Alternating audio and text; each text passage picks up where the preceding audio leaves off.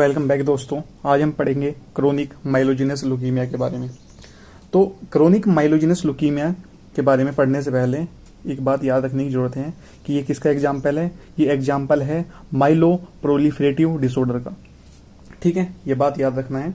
और एक बात और याद रखने की क्या जरूरत है कि ये अराइज कहाँ से होता है। ये अराइज होता है प्लूरीपोटेंट स्टेम सेल से।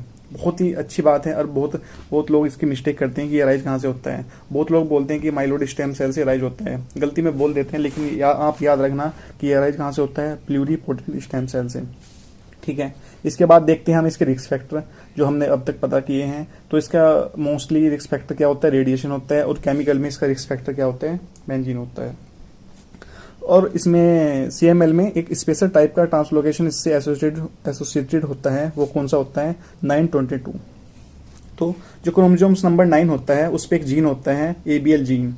एबीएल जीन में क्या होता है, एबीएल जीन में टायरोसिन काइनेज एक्टिविटी होती है। और एक जो क्रोमोसोम्स नंबर 22 होता है उस पर जीन होता है बीसीआर जीन। बीसीआर की फुल फॉर्म क्या है, ब्रेक पॉइंट क्लस्टर जीन। तो जब इसमें जो ट्रांसलोकेशन होता है सीएमएल में, तो इसमें जो क्रोमोसोम्स नंबर पे जो जीन था एबीएल जीन, वो मूव करके कहाँ चला जाता है, क्रोमोसोम्स नंबर 22 पे।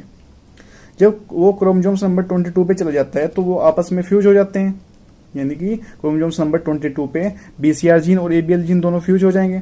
जब दोनों फ्यूज हो जाते हैं उसकी वजह से क्या होता है, उसकी वजह से जो टायरोसिन काइनेज की एक्टिविटी थी वो बहुत ज्यादा बढ़ जाती है। टायरोसिन काइनेज की एक्टिविटी बहुत ज्यादा से बढ़ जाती है। उसकी वजह से क्या हो जाता है, जो rate of proliferation of the myeloid cell increase हो जाएगी। और उसकी वजह से क्या होता है, एपोप्टोसिस डिक्रीज हो जाती है, इनहिबिट हो जाती है। तो एक तो माइलोइड सेल का प्रोलिफरेशन बढ़ता है और एपोप्टोसिस जो हमारे कैंसर सेल को डिस्ट्रॉय करती है वो इनहिबिट हो रही है। ठीक है, इस टाइप के क्रोमोसोम्स को हम बोलते हैं फिडेल्फिया क्रोमोसोम्स। फिडेल्फिया एक जगह का नाम है अमेरिका में, जहां पे ये सबसे पहले फाइंड हुआ था। ठीक है, तो अगर आप पीजीआई चंडीगढ़ में जाना चाहते हो तो आपको एक बात याद रखने की जरूरत है, फिडेल्फिया क्रोमोसोम्स और कहाँ कहाँ पे मिलता है। तो फिडेल्फिया क्रोमोसोम्स हमको सीएमएल में मिलता है, ये हमने अभी पढ़ा है। इसके अलावा एएलएल में मिलता है और इसके अलावा सीएनएल में मिलता है। सीएनएल की फुल फॉर्म है क्रोनिक न्यूट्रोफिलिक ल्यूकीमिया। ठीक है, ये हमने पढ़ लिया। तो एक बात और याद रखने की बात है कि जो टायरोसिन काइनेज एक्टिविटी थी, ये कौन से सेल पे सबसे ज्यादा इफेक्ट देता है।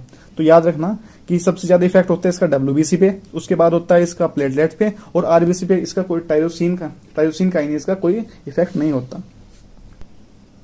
अब और देखेंगे हम इसके क्लिनिकल फीचर के बारे में।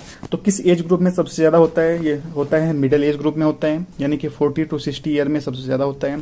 तो इसका जो पेशेंट होता है, ये पता है हमें क्रोनिक टाइप का है, तो इसमें मोस्टली सिम्टोमेटिक होता है और इसकी जो फाइंडिंग होती है वो इंसिडेंटल होती है।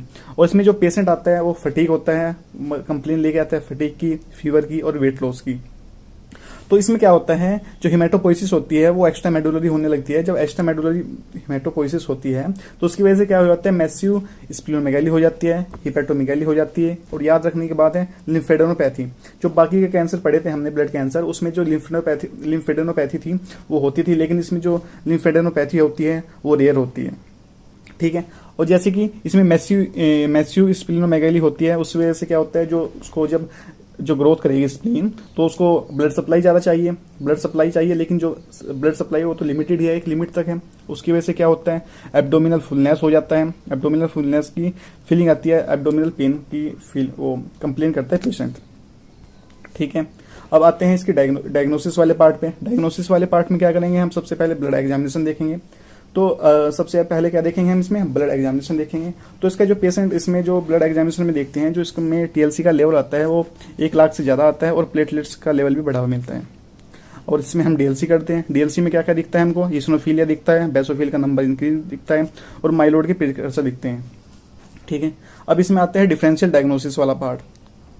डिफरेंशियल डायग्नोसिस ये जैसे जो ल्यूकेमिक रिएक्शन होती है और सीएमएल में हम कैसे डिफरेंशिएट कर पाएंगे कि ये ल्यूकेमिक रिएक्शन है और ये सीएमएल है।